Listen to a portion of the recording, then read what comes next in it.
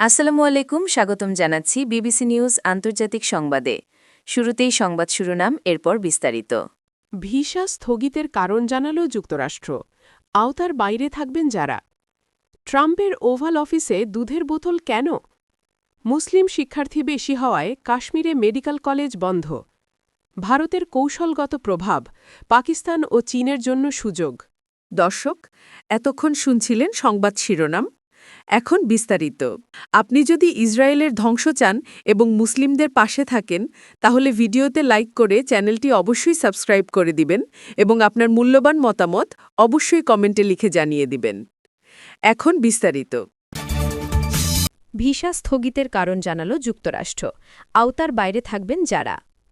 বাংলাদেশ সহ ৭৫টি দেশের নাগরিকদের জন্য অভিবাসী ইমিগ্রেন্ট ভিসা প্রক্রিয়া সাময়িকভাবে স্থগিতের ঘোষণা দিয়েছে যুক্তরাষ্ট্র।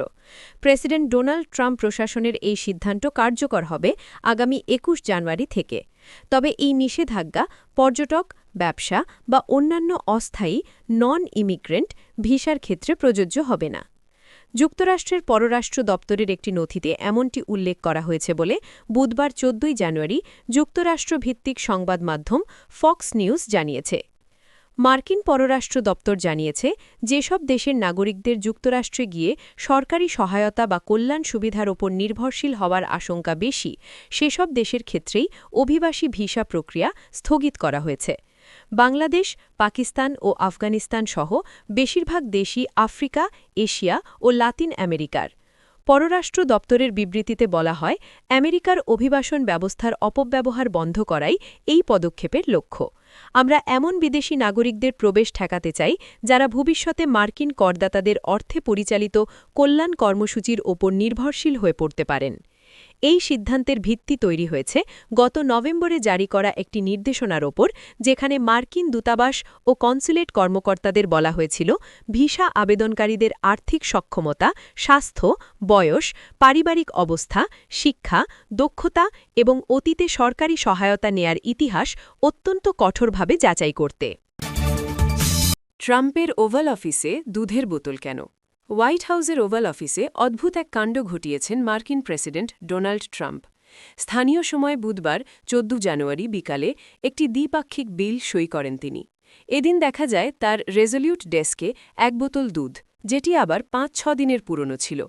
এ নিয়ে তিনি সাংবাদিকদের সঙ্গে কৌতুক করতেও ছাড়েননি। কিন্তু তিনি বিল সইয়ের অনুষ্ঠানে দুধের বোতল রাখলেন কেন?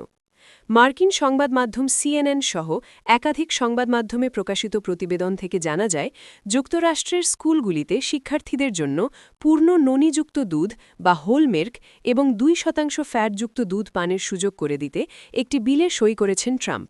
আর ওই বিল সইয়ের সময় দুধের বোতলটি রেখে রসিকতা করেন ট্রাম্প। বিলটি সইয়ের মাধ্যমে বারাক ওবামা আমলের একটি বিধিনিষেধ বাতিল করা হয়। ওবামার ওই বিধিনিষেধ অনুযায়ী এতদিন স্কুলগুলিতে কেবল ফ্যাট-মুক্ত বা কম ফ্যাটযুক্ত দুধ সরবরাহ করা হতো। বিল সই অনুষ্ঠানে নিজের রেজলিউট ডেস্কে রাখা দুধের একটি বড় বোতল দেখিয়ে ট্রাম্প জানান, এটি গত ৫-৬ দিন ধরে সেখানেই পড়ে আছে। তার এই মন্তব্যে ওভাল অফিসে উপস্থিত সাংবাদিক ও কর্মকর্তাদের মধ্যে হাসির রোল পড়ে যায়। ট্রাম্প বলেন, আমাদের এখানে কিছু দুধ আছে, এটি গত ৫ দিন ধরে এখানে পড়ে আছে। তার এই কথা শুনে উপস্থিত অনেকে হাসলেও কেউ কেউ আবার বেশ অবাকও হন। রসিকতা চালিয়ে গিয়ে ট্রাম্প আরও বলেন, এটি একদম আসল বোতল। আমি এটি এনেছি যাতে সংবাদ মাধ্যমের কর্মীরা কিছুটা খেতে পারেন। আপনারা চাইলে সরাসরি এই পাত্র থেকেই চুমুক দিতে পারেন। মুসলিম শিক্ষার্থী বেশি হওয়ায় কাশ্মীরে মেডিকেল কলেজ বন্ধ। ভারত শাসিত কাশ্মীরে একটি মেডিকেল কলেজ বন্ধ করে দিয়েছে ভারত সরকার। কলেজটিতে বিপুল সংখ্যক মুসলিম শিক্ষার্থী ভর্তির প্রতিবাদে ডানপন্থী হিন্দু গোষ্ঠীগুলোর বিক্ষোভের মুখে নরেন্দ্র মোদী সরকার এমন পদক্ষেপ নিয়েছে। খবর আল জাজিরার। প্রতিবেদনে বলা হয়েছে, দেশটির চিকিৎসা শিক্ষা ও চিকিৎসা কার্যক্রমের নিয়ন্ত্রক সংস্থা ন্যাশনাল মেডিকেল কমিশন এনএমসি গত ৬ জানুয়ারি জম্মু বিভাগের রিয়াসি জেলার শ্রীমাতা বৈষ্ণোদেবী মেডিকেল ইনস্টিটিউটের SMVDMI এর স্বীকৃতি বাতিল করে। গত বছরের নভেম্বরে শুরু হওয়া ৫ বছর মেয়াদী MBBS কোর্সের প্রথম ব্যাচে ভর্তি হওয়া ৫০ জন শিক্ষার্থীর মধ্যে ৪২ জনই ছিলেন মুসলিম। তাদের বেশিরভাগই কাশ্মীরের ছাত্রছাত্রী। বাকিদের মধ্যে ৭ জন হিন্দু এবং ১ জন শিখ। এটি ছিল কলেজটির প্রথম MBBS ব্যাচ। এই কলেজটি একটি হিন্দু ধর্মীয় দাতব্য সংস্থার মাধ্যমে প্রতিষ্ঠিত এবং আংশিকভাবে সরকারি অর্থায়নে পরিচালিত হয়। ভারতে সরকারি বা বেসরকারি সব মেডিকেল কলেজে শিক্ষার্থীরা ভর্তি হয় কেন্দ্রীয় ভর্তি পরীক্ষার মাধ্যমে। এই পরীক্ষার নাম ন্যাশনাল এন্ট্রেন্স এক্সামিনেশন টেস্ট, যা কেন্দ্রীয় শিক্ষা মন্ত্রণালয়ের অধীন ন্যাশনাল টেস্টিং এজেন্সি পরিচালনা করে। প্রতি বছর ভারতে ২০ লাখের বেশি শিক্ষার্থী নিট পরীক্ষায় অংশ নেয়। মোট এমবিবিএস আসন প্রায় ১,২০,০০০। সাধারণত শিক্ষার্থীরা কম খরচের কারণে সরকারি মেডিকেল কলেজ পছন্দ করে।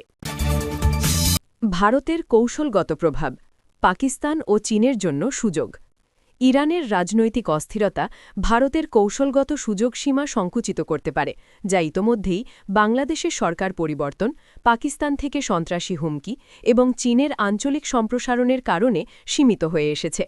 ইরানের ক্ল্যারিক্যাল নেতৃত্ব, অর্থনৈতিক সমস্যা ও রাজনৈতিক ক্লান্তির কারণে দেশজুড়ে বিক্ষোভ সামলাতে ব্যর্থ হওয়ার মধ্যে ভারত ঘটনাগুলোকে ঘনিষ্ঠভাবে পর্যবেক্ষণ করছে। নয়াদিল্লি ও তেহরান বহু বছরের কৌশলগত সহযোগী দেশ, যার ভিত্তি স্থাপিত হয়েছে ভৌগোলিক অবস্থান, প্রাপ্যতা এবং ভারসাম্যের ওপর। পাকিস্তান, আফগানিস্তান ও মধ্য এশিয়ার দিকে ভারতের স্থলপথ বন্ধ রাখায় ইরান দীর্ঘ সময় ধরে ভারতের একমাত্র কার্যকর পশ্চিম দিকের করিডোর হিসেবে কাজ করছে। ইরানের শিয়া নেতৃত্ব পাকিস্তানের প্রভাবকে ভারসাম্য দিয়ে এসেছে, যা ভারতের স্বার্থে কাজ করেছে। কিন্তু ইরান দুর্বল বা ভাঙনের দিকে গেলে ভারতকে আবারও কৌশলগতভাবে সীমিত করতে পারে। ভারতের জন্য ইরানের গুরুত্ব, চাবাহার বন্দর। পাকিস্তান ভারতের জন্য আফগানিস্তান ও মধ্য এশিয়ার স্থলপথ বন্ধ রাখায় চাবাহার বন্দর ভারতের পশ্চিম এশিয়ার সংযোগের অন্যতম নির্ভরযোগ্য মাধ্যম। এটি ভারতকে সরাসরি সংযোগ দেয় ইরানের উপকূল এবং রেলপথের মাধ্যমে মধ্য এশিয়ার সঙ্গে যোগাযোগ স্থাপন করতে সাহায্য করে। তবে রাজনৈতিক স্থিতিশীলতা না থাকলে এই করিডর কার্যকরভাবে ব্যবহার করা সম্ভব হবে না। পাকিস্তানের ভারসাম্য। ইরান ঐতিহাসিকভাবে পাকিস্তানের প্রভাবকে ভারসাম্য প্রদান করছে। শিয়া নেতৃত্ব পাকিস্তানের সুন্নি উগ্রপন্থী গোষ্ঠীর সমালোচক, যা ভারতের স্বার্থে কাজ করেছে। ইরান দুর্বল হলে পাকিস্তান ওই অঞ্চল থেকে কৌশলগত সুবিধা পেতে পারে।